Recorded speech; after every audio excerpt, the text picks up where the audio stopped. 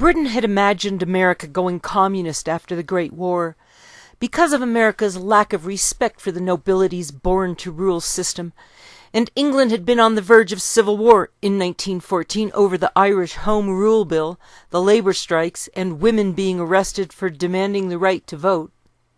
The Great War would save Britain from civil war on the home front, and with the Treaty of Versailles ending the Great War, there was only the King of England left, along with the Queen of Holland and the kings of Belgium and Greece, with 3 other kings in Scandinavia from Norway, Sweden, and Denmark, and while there were the kings of Monaco and Luxembourg and Liechtenstein, these would fit into a suburb of Philadelphia. The King of England was in a class all by himself, ruling a quarter of the world, with London as the financial capital of it all. When the Kaiser was forced to abdicate at the end of the Great War, the German Second Reich that had started in 1871 ended at the Hall of Mirrors in Versailles, and the Allies made the new socialist German government at Weimar sign the peace treaty instead of the defeated Kaiser. When the Weimar socialists failed to make the German economy work, the British told America they simply couldn't pay what they owed to the United States unless their trade routes from India were secure, and Winston Churchill was determined to overrule Italy and keep the Italians in Libya from interfering with Britain's sea lanes to India through the Suez Canal.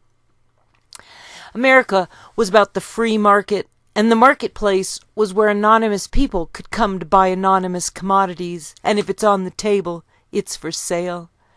If the seller discriminated against buyers or refused service to a paying customer, the marketplace would break into a riot, and that would wipe out all the sellers. The American way of business was diametrically opposed to the way of the nobility, and rather than knowing one's place and maintaining the stability of the social order, business in America was all about upward social mobility, and in America the customer was king. The American government was in the business of making commerce possible, while European governments were the commerce, and the top-down governments like European royal houses tried to control access to the market or strove to set prices, and they attempted to limit or expand the amount of money printed, or they wished to set a minimum wage or put a heavy tax on profits, but the law of the market followed the fact that 2 traders would always do the best deal in their respective favors. The law of supply and demand made the American marketplace self-leveling, while royal families living overseas needed to look out for their own selves before they could worry about the people over whom they ruled. The War of American Independence had been based on the idea that nobody was any better than anybody else, and that government must be by consent, not by force, and the Americans believed that voting was the only fair means to discover consent. Transparency gave voters the opportunity to police the elected. While voting was never easy, the voters themselves fought to make it fair, lest any side be seen as cheating, and the early Americans had no police, so they relied on each other to enforce the rules.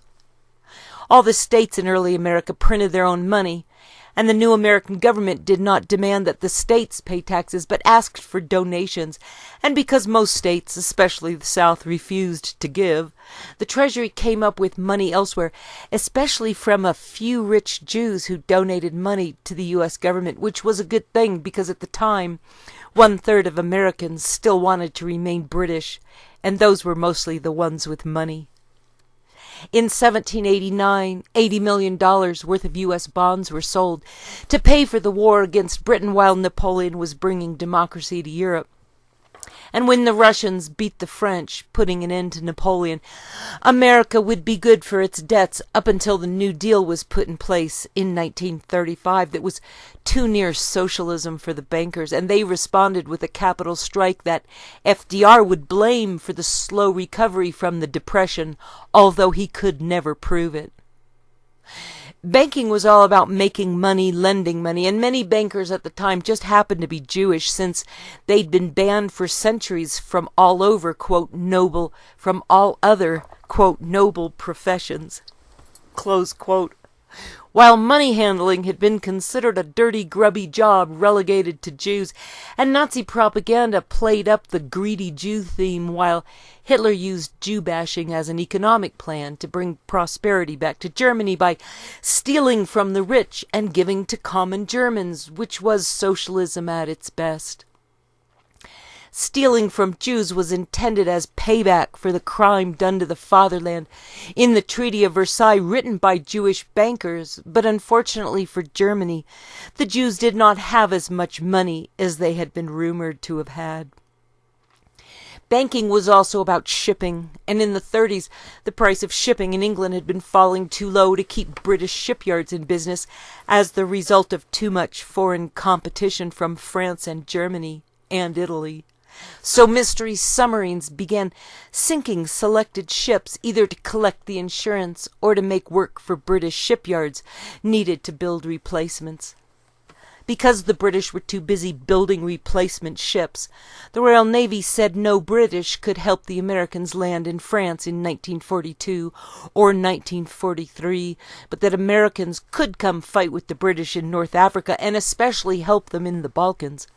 So FDR invited Mr. Higgins to come to Washington, D.C. for a fireside chat, since FDR knew better than to allow any British to land troops in the Balkans.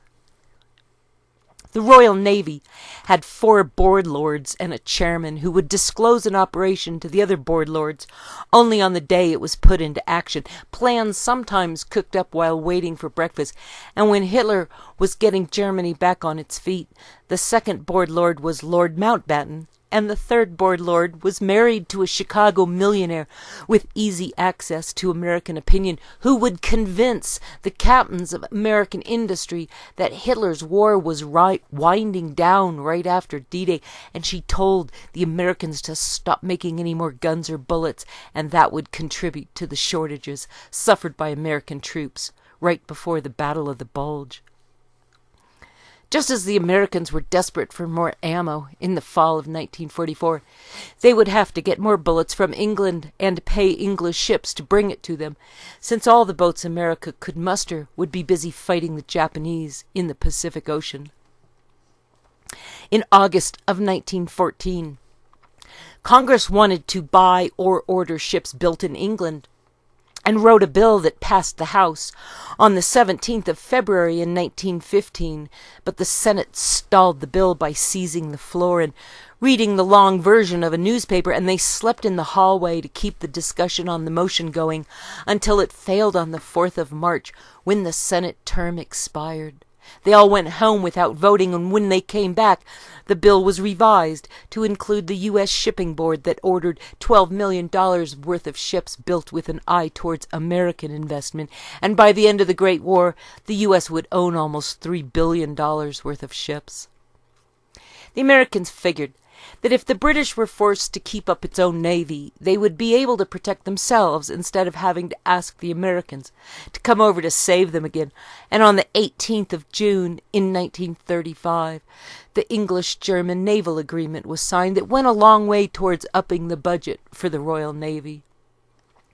The Bismarck was launched in February of 1940, but was unable to break the British blockade of the Danish Straits, and on the 26th of May in 1941, the Bismarck was hit by 16 British Fairey Swordfish biplane torpedo bombers, and she sank, taking over 2,000 German sailors to their death. With the sinking of the Bismarck, it had been shown that the oversized dreadnought warships were sitting ducks for aerial attack by the RAF, and to keep some prestige alive for the Royal Navy, the Bismarck's sister ship, the Tirpitz, was allowed to stay afloat until the 12th of November in 1944, when the British sent 32 Lancaster bombers to sink her, killing 1,000 German sailors on board the Tirpitz. Much of what had gone on with the board lords of the Royal Navy was something of a gentleman's game, and before Hitler's war, the German nobility dedicated themselves to giving dinner parties to foreign visitors in an attempt to rehabilitate Germany after the Great War, and the Germans entertained people like Charles Lindbergh and Edward VIII and his girlfriend Wallis Simpson. And the more Germany became Nazi, the more dinner parties were held to show how successful the Nazis were.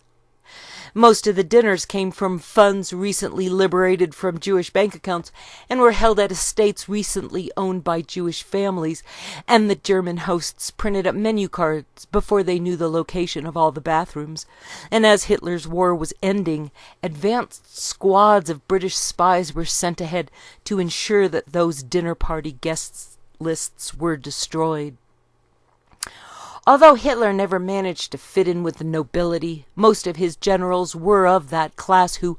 regularly practiced dueling, and most of Hitler's generals sported a dueling scar. Hitler went to the opera with all the Nazi leaders to hear Wagner at the summer festival at Bayreuth on the 22nd of July in 1936, and there they pledged, to help Franco keep the British out of Spain, believing it to be an easy call because Edward VIII had become the King of England, and Edward would be forced to abdicate that December. The Communists had won the election in February of 1936 in Spain, and General Franco declared war on the Spanish, and the world eagerly read about the ensuing Spanish Civil War, where thousands came to join in the liberation of the working class from the old nobility in good old fascist Catholic Spain. Journalists and fifth columnists spent 1936 learning to shoot and to smuggle food and weapons and to write newspaper propaganda, and the Germans bombed Guernica on the 26th of April in 1937, using 8 successive waves of planes that killed 1,600 people. And to make sure the new scientific aerial bombing was successful, mysterious widespread dynamiting on the ground set fire to what was left of the town. Guernica was the first use of aerial bombardment, and the British tried to say it was an ineffective, inaccurate, and inhuman method of conducting war, but it worked quite well as the opponents quickly surrendered to each other, leaving the third combatant, Franco, in control of Spain. For the rest of 1938, the former communist and royalist combatants joined forces against Franco and left hundreds of thousands dead until Hitler loaned Franco some tanks, and on the 27th of February in 1939, Britain would recognize Franco's government. Edward VIII had become the King of England in January of 1936, less than 4 months after the Nuremberg laws were put in place in Germany in 1935, and the world was set abuzz about Edward VIII's relationship with the divorced American named Wallis Simpson, and everyone took sides while newspapers flew off the shelves. The month after Edward VIII became king, the Communists won the election in Spain because romance had been in the air, and if a commoner like Wallis could win the heart of the Prince of Wales, then it seemed to ordinary people that the communists in Spain could vote themselves into the palace.